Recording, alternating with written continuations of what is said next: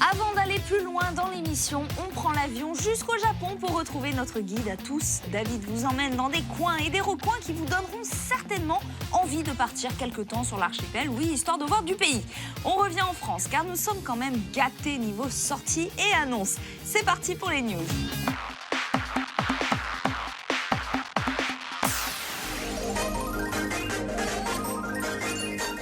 Konnichiwa, salut à tous. Aujourd'hui, nous sommes dans la préfecture de Chiba, au centre de convention Makuhari Messe pour le CEA Tech, un très grand salon dédié aux nouvelles technologies. Et on va se focaliser surtout sur les robots. Je vous présente l'un de mes nouveaux robots préférés ici, il s'appelle Concierge Robot Pin.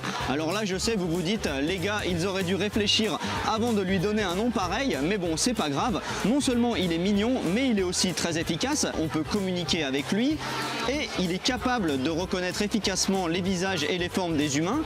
Il est destiné à être notamment placé dans des magasins.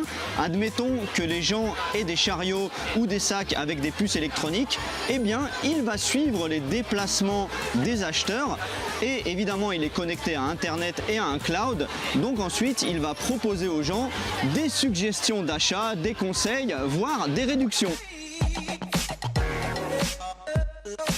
Là, il y a un robot que j'avais déjà vu l'an dernier, mais il me fascine toujours autant. C'est un robot qui est capable de jouer au ping-pong. Et franchement, par rapport à l'an dernier, ils l'ont beaucoup amélioré. Il est de plus en plus précis. On peut régler le niveau de difficulté et il affiche également des informations et des conseils sur le filet.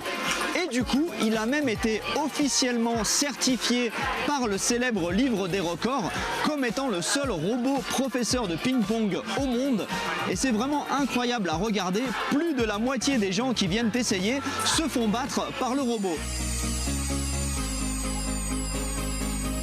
Maintenant, quelque chose qui n'est pas tout à fait un robot, mais que moi je classe dans les robots tellement leur technologie est évoluée, ce sont les fauteuils de massage japonais. Quand vous vous installez, ça commence d'abord par s'ajuster à la longueur de votre corps.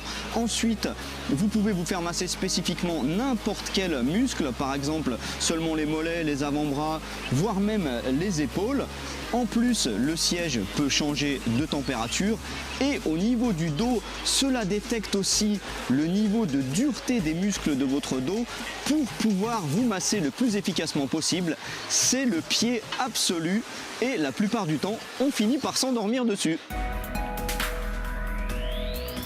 Voilà, c'est toujours aussi fascinant le monde des robots, mais finalement ce que j'ai préféré ce sont ces fauteuils de massage japonais.